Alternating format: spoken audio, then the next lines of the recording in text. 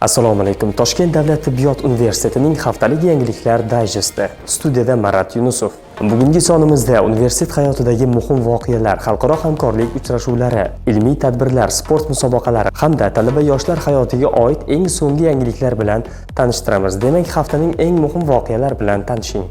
Toshkent davlat tibbiyot universitetida O'zbekiston va Yaponiya o'rtasida malakali tibbiy mutaxassislarni tayyorlash bo'yicha hamkorlik mavzusida xalqaro ilmiy-amaliy konferensiya bo'lib o'tdi. Ta'limda tibbiyot ta'limi sifatini oshirish, o'rta tibbiyot xodimlarini tayyorlash tizimini takomillashtirish hamda xalqaro standartlarni joriy etish masalalari muhokama qilindi. Xususan, hamshiralarni tayyorlash jarayonida zamonaviy o'quv dasturlarini joriy etish, amaliy ko'nikmalarni mustahkamlash va xalqaro tajriba almashish masalalariga alohida e'tibor qaratildi.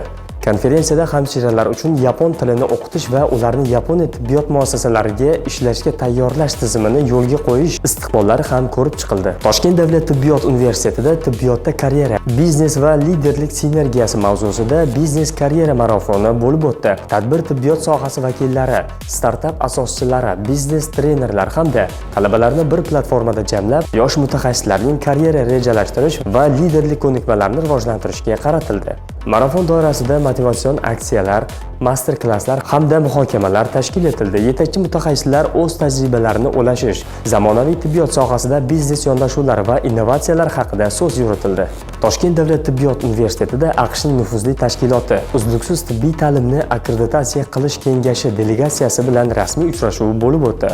Uchrashuvda uzluksiz tibbiy ta'limni akkreditatsiya qilish kengashi prezidenti va bosh ijrochi direktori Graham McMahon hamda tashkilotning vitse-prezidenti Dion Andreev Ricketts ishtirok etdi. Delegatsiyani universitet rektori professor Shuhrat Boymurodov qabul qildi. Tomonlar tibbiy ta'lim dasturlarini xalqaro akkreditatsiya qilish, uzluksiz tibbiy ta'limni rivojlantirish hamda global tajribani milliy tibbiy ta'lim tizimiga joriy etish masalalarini muhokama qilishdi.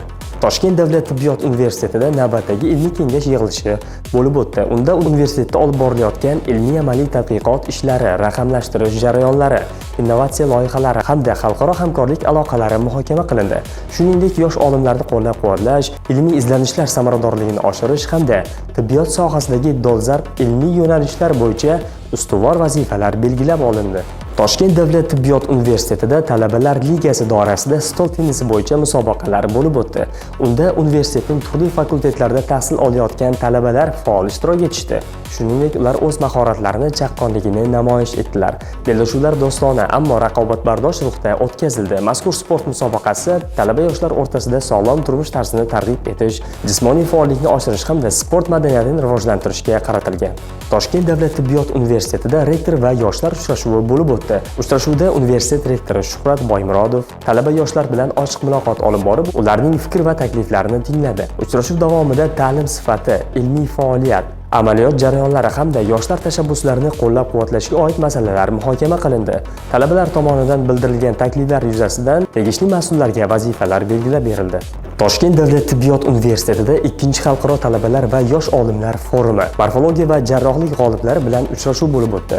Mazkur forum Buxoro davlat tibbiyot institutida o'tkazilib, unda O'zbekiston, Qozog'iston va Qirg'izistondan kelgan yosh olimlar hamda talabalar ishtirok etishdi.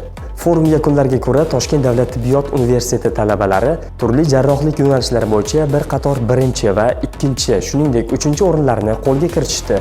Jamoaviy hisobda esa universitet jamoasi faxrli 2-o'rinni qo'lga kiritishdi.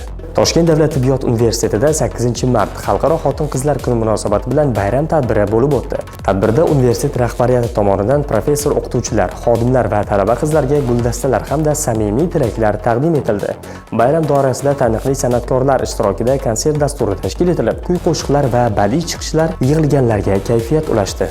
Bugun O'zbekiston-Vengriya 3-rektorlar forumi doirasida muhim uchrashuv bo'lib o'tdi. O'zbekiston-Vengriya 3-rektorlar forumi doirasida Vengriyaning yetakchi oliy ta'lim muassasalari rektorlari Toshkent davlat tibbiyot universitetiga tashrif buyurdi. Mehmonlar dastlab universitet faoliyati, ta'lim jarayoni, ilmiy tadqiqot ishlari hamda mavjud infratuzilma bilan yaqindan tanishdilar. Shundan so'ng Toshkent davlat tibbiyot universitetida 2 tomonlama uchrashuv bo'lib o'tdi. Uchrashuv davomida tomonlar oliy tibbiy ta'lim, ilmiy tadqiqotlar hamda akademik almashinuv sohalarida hamkorlikni rivojlantirish istiqbollarini muhokama qildilar. Xususan, qo'shma ta'lim dasturlarini yo'lga qo'yish, ilmiy loyihalarni kengaytirish hamda universitetlar o'rtasida professional almashinuvni mustahkamlash masalalariga alohida e'tibor qaratildi.